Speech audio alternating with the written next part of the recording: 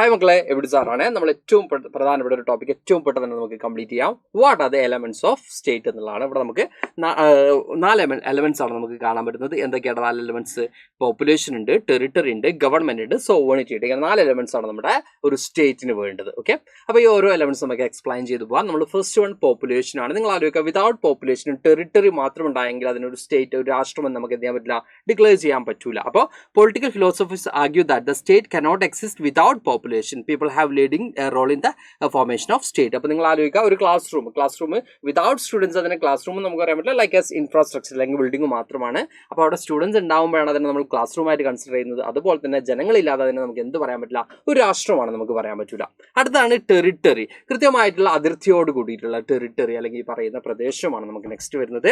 അപ്പോൾ other important elements of a state is territory. Territory includes water, natural resource, ocean, space, ഇങ്ങനെ എല്ലാം അടങ്ങുന്നതാണ് എന്ത്, ടെറിട്ടറി എന്ന് പറയുന്നത്.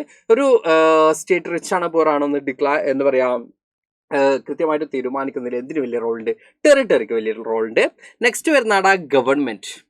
സ്ഥലമുണ്ട്, ജനങ്ങളുണ്ട്, പക്ഷെ അവിടെ ഒരു ഭരണകൂടം ഇല്ലെങ്കിൽ അതിനെ നമുക്ക് എന്തായാലും കൺസിഡർ ചെയ്യാൻ പറ്റില്ല, ഒരു രാഷ്ട്രമായിട്ട് കൺസിഡർ ചെയ്യാൻ പറ്റില്ല. അപ്പോൾ the determined elements of the state is government. Government consist legislature, executive and judiciary. അപ്പോൾ പീപ്പിളിനെ കൺട്രോൾ ചെയ്യാനും പീപ്പിളിനെ ഗവേൺ ചെയ്യാനും എന്ത് വേണം, കൃത്യമായിട്ടുള്ള ഒരു അതോറിറ്റി വേണം, ഗവൺമെന്റ് വേണം.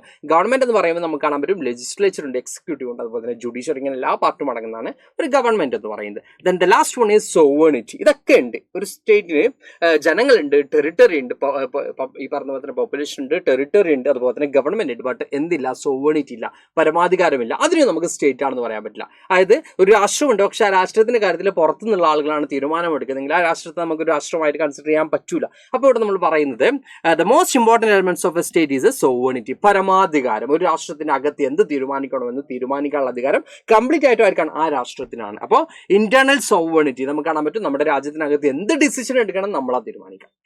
എക്സ്റ്റേണൽ സോവണിറ്റി, നമുക്ക് വിദേശ രാജ്യങ്ങളുമായിട്ട് എന്ത് നിലപാടെടുക്കണം തീരുമാനിക്കുന്ന ആരാണ്, നമ്മളാണ്. ഇതിനാണ് നമ്മൾ പരമാധികാരം എന്ന് പറയുമ്പോൾ these are the 4 elements of a state നമുക്ക് കാണാൻ പറ്റും. ഇതാണ് 4 നമ്മുടെ ഒരു സ്റ്റേറ്റിന്റെ എലമെന്റ്സ് നമുക്ക് കാണാൻ പറ്റും. ഇതുപോലെ തന്നെ മോസ്റ്റ് ഇമ്പോർട്ടൻ്റ് ആയിട്ട് ടോപ്പിക് ആയിട്ട് അടുത്ത ക്ലാസ്സിൽ വീണ്ടും കാണാം. Thank you all, by.